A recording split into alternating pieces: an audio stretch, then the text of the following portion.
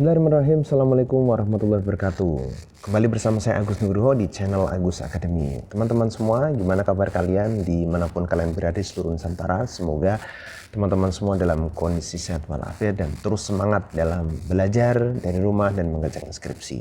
Nah teman-teman semua, hari ini saya akan membahas video ya dengan topik variabel. Karena apa? Banyak sekali mahasiswa yang menanyakan kepada saya jenis-jenis variabel, bagaimana menentukannya dan cirinya, sehingga dengan mudah mereka mengklasifikasikan indikator-indikator ini termasuk variabel apa dan sebagainya. Oke, jadi dalam penelitian eksperimen terdapat 3 jenis variabel yang sering dijumpai. Yang pertama adalah independent variable atau variabel bebas, ya, independent variable atau variabel bebas atau faktor.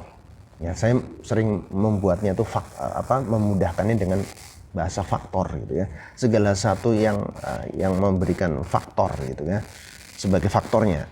Dan yang kedua adalah dependent variable atau variabel terikat. Variabel terikat atau respon ya. Tadi ada faktor, kemudian ini respon.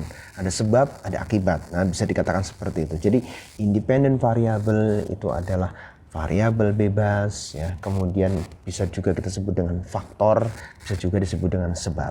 Kemudian yang kedua adalah dependent variable atau variabel terikat ya, atau respon atau akibat. Tancapkan itu juga di pikiran kalian ya, dua definisi itu. Jadi ada sebab, ada akibat, ada faktor, ada respon ya, ada independent, ada dependent. Independen ini adalah sesuatu yang kita modifikasi ya, kita modifikasi apa itu, misalkan suhunya, waktunya, nah seperti itu. Kemudian dari perubahan waktu, suhu tadi itu pasti kan akan berbeda kan, barangnya sama nih, misalkan besi S37 nih, IC 1045 nih dengan default kekerasan itu sekitar 170 Hp. Apabila kita panaskan ya, misalkan ya kita panaskan selama 15 menit ya dengan suhu yang berbeda, kemudian di quenching air misalkan, tentunya hasilnya akan berbeda karena ada dua variabel yang berbeda, sehingga dari situlah kita akan bisa menentukan nilai-nilai yang berbeda daripada baja tersebut.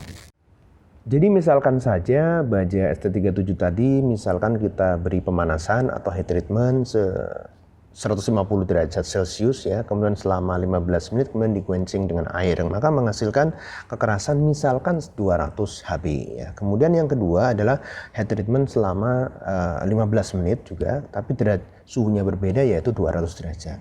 Nah kemudian quenchingnya juga sama, misalkan dengan air, ternyata menghasilkan kekerasan yang berbeda yaitu 225 Hb. Nah teman-teman semua, di sini kita bisa identifikasikan bahwa yang disebut dengan independent variable atau variabel bebasnya adalah apa? Coba, yaitu perubahan suhu ya. Waktu Pak, waktunya iya betul, tapi karena waktunya sama kita tidak menganggap ini sebuah variabel. Sampai kalian mengubah waktunya menjadi 15 menit, 20 menit, atau 15 menit, 30 menit, 45 menit, 60 menit ya, dengan suhu yang berbeda, maka itu bisa dikategorikan independent variable. Tapi di sini kita samakan waktunya, hanya suhunya kita bedakan 150, 200, kemudian menghasilkan kekerasan yang berbeda. Dalam hal ini yang 150 derajat itu menjadi 200 Hb, kemudian yang 200 derajat menghasilkan 225 Hb. Nah, 200 Hb ya, Hades-Brinell ya, kemudian 225 Hb itu adalah kita sebut dengan respon, atau dia adalah dependent variabelnya. Jadi faktor dan respon itulah yang seperti itu. Jadi kita akan mendapatkan sesuatu dari apa yang kita lakukan itu terhadap objek itu. Objek apa di sini? Objeknya adalah baja mild steel, yaitu baja ST37 IC 1045. Nah itulah. Jadi kemudian apa nih? Variable kontrolnya apa? Variable kontrolnya adalah itu tadi. Nilai dari default dari baja tersebut, yaitu ST37 kekerasannya sebesar 170 Hb. Nah, begitu. Satu contoh ya. Itu satu contoh. Kemudian contoh yang lain, misalkan mahasiswa nih, group of student ingin membuat sebuah material baru composite dengan serat ijuk misalkan. Serat ijuk tahu ya, seperti rambut merah, rambut warna hitam-hitam itu kadang juga bisa dijadikan sapu ya, kadang jadi filler ya, dan seterusnya.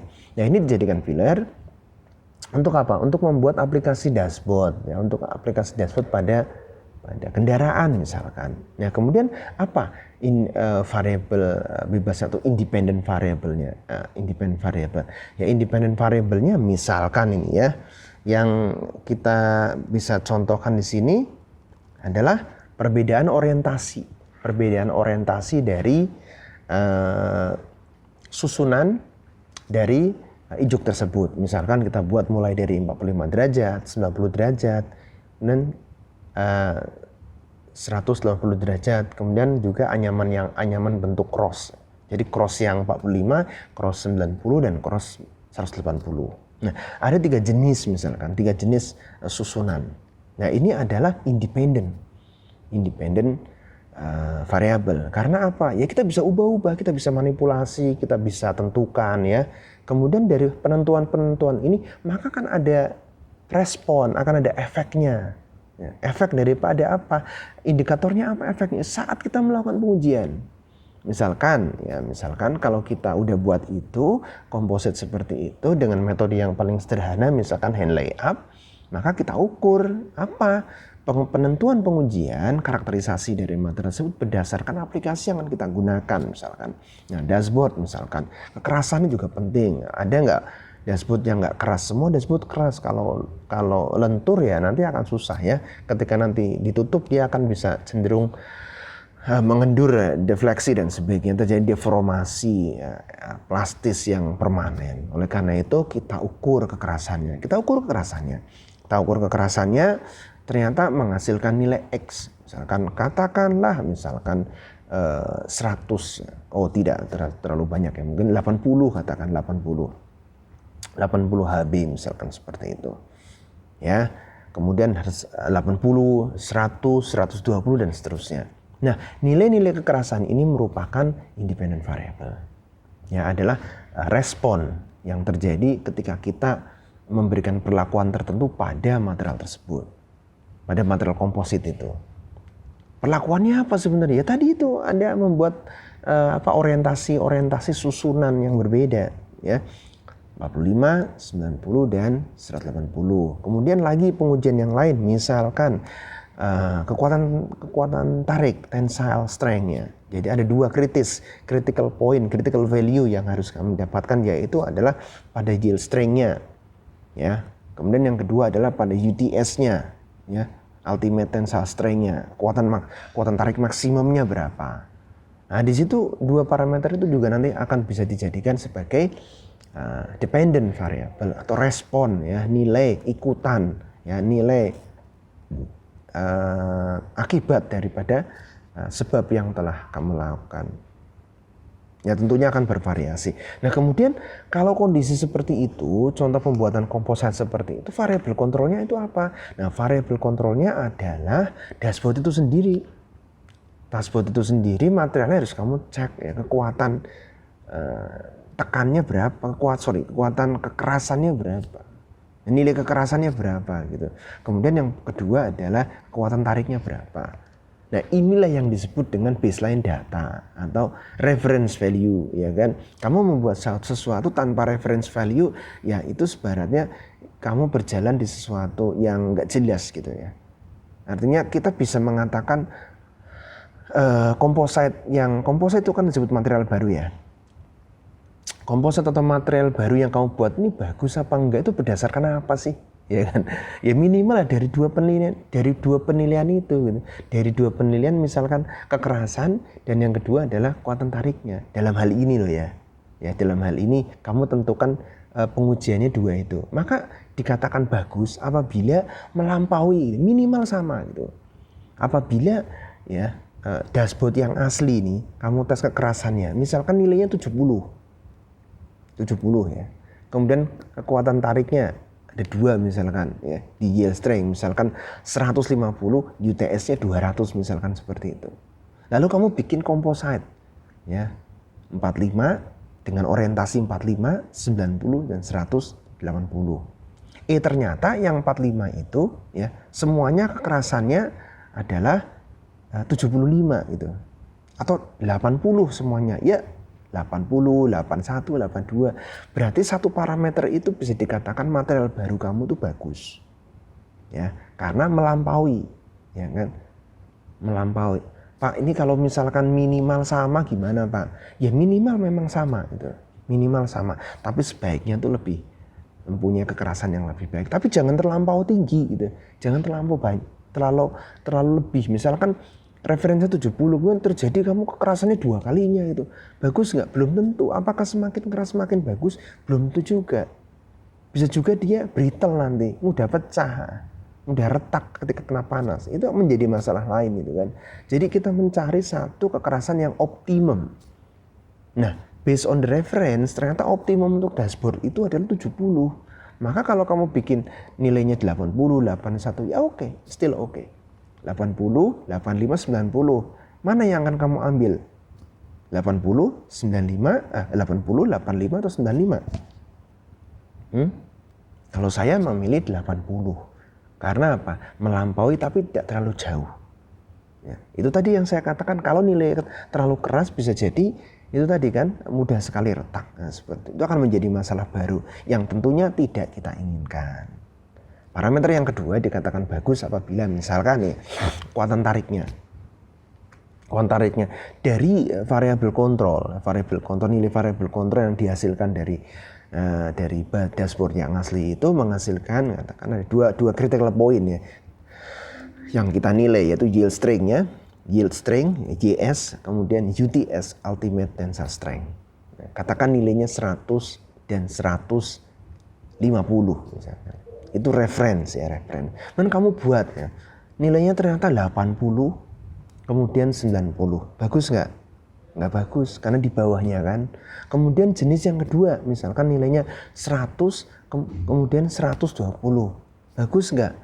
Moderate ya, karena yield strength-nya tercapai tapi UTS-nya tidak tercapai. Dan yang satunya lagi misalkan 105, kemudian satunya lagi adalah 150. Bisa dikatakan bagus? Bagus. Minimal menyamai saya katakan.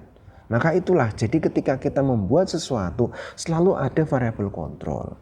Variabel kontrol inilah sebagai penentu untuk menjustifikasi apakah produk dari kita, dari eksperimen kita ini bagus atau tidak. Kita bisa mengatakan penelitian kita berhasil apa tidak. Kalau parameter berhasil adalah untuk meningkatkan quality dari produk yang kita buat, maka itu tadi harus minimal sama atau melampaui, jangan terlalu banyak. Jangan terlalu banyak dalam hal kekerasan ya misalkan. Tapi kalau dalam hal tarik ya tentunya semakin kuat akan semakin bagus. Gitu. Nah, jadi inilah menariknya. Jadi nilai-nilai itu seperti nilai yield strength, nilai UTS ini bisa kalian dapatkan berdasarkan tadi itu independent variable, manipulasi-manipulasi yang kalian berikan, yang kita berikan pada spesimen kita. Oke, itu untuk dunia teknik ya, dunia teknik mesin misalkan seperti itu, atau dunia material itu. Kemudian ada pertanyaan lagi dari mahasiswa, Pak, kalau saya di bidang sosial nih, di bidang bisnis ya, kemudian bisa nggak sih Pak kalau sertifikasi halal itu bisa dijadikan variabel? Dalam hal ini adalah independent variable. Gimana ya, bisa nggak ya? Menurut kalian bisa nggak nih? Penelitian kalian nih menggunakan independent variabelnya adalah sertifikat halal. It can be yes, it can be possible. Ya, sepanjang kalian bisa mengangkakan ya, kalian ya artinya kita bisa mengkuantifikasi lah begitu. Misalkan begini, kalian mau mengadakan riset di dalam sebuah pabrik ya, pabrik roti misalkan seperti itu, pabrik roti ya. Kemudian pabrik roti tersebut ya tentunya ingin meningkatkan sales lah ya, penjualan supaya lebih laku dan sebagainya. Maka dia akan melakukan satu inovasi, tapi inovasinya bukan dari sisi produk tapi dari sisi support system. Apa itu support system? Misalkan dari sertifikat halal. Kemudian yang kedua adalah ditambahi lagi misalkan sertifikasi PIRT ya. Jadi izin kesehatan lah seperti itu. Jadi ingin diukur nih, Jadi dengan adanya sertifikat halal dan PIRT, apakah bisa meningkatkan penjualan? Nah, seperti jadi independent variabelnya adalah dua tadi itu, sertifikat halal dan yang kedua adalah sertifikat PIRT. Kemudian dependent variabelnya ya sudah minat masyarakat ya, ketertarikan masyarakat untuk membeli yang berujung pada meningkatnya penjualan atau sales. Kemudian disurvei di misalkan agen outletnya atau tokonya itu ada 10 ya, maka dicatat itu selama 3 bulan ya, ada nggak peningkatan sales. Kemudian nanti disimpulkan. Kemudian variabel kontrolnya apa Pak? Nah, variabel kontrolnya adalah produk lain yang memang sudah mempunyai sertifikasi halal, sertifikat halal dan juga sertifikat kesehatan PIRT dari Dinas Kesehatan Kota. Nah, sebenarnya dijadikan baseline datanya itu. Maka ketika produk baru ini akan langsung didaftarkan sertifikasi halalnya dan juga PIRT-nya, worth it nggak dilakukan seperti itu? Sebenarnya memang worth it saja ya, karena di Indonesia ini kalau misalkan makanan ya sebagai sebagian besar pasti orang kan berpikir ini makannya halal enggak gitu ya. Tapi apabila benar-benar ada sertifikat halalnya, ada logo halalnya, ada PIRT-nya, orang lebih yakin gitu loh untuk mengkonsumsi produk tersebut. Jadi logika berpikirnya begitu. Akan tetapi akan selalu menarik untuk diteliti gitu. Misalkan produk-produk yang lain itu, produk-produk makanan, ya produk-produk alat-alat misalkan ya kesehatan dan seterusnya gitu. Sehingga nanti kita bisa mengkuantifikasi apabila produk roti, misalkan roti coklat ya, roti coklat kacang, roti coklat pisang misalkan yang mempunyai sertifikat halal dan juga mempunyai sertifikat PIRT itu apakah berpengaruh pada nilai penjualan atau tidak. Nah, itu contoh bahwa ternyata sertifikat halal atau sertifikat kesehatan itu bisa juga dijadikan parameter atau dijadikan sebagai independent variable dalam sebuah riset skripsi. Nah, itu saja teman-teman semua. Harapan saya teman-teman semua bisa mendapatkan pengetahuan dan bisa lebih memahami tentang 3 jenis variabel, yaitu independent variable, dependent variable, dan variable control.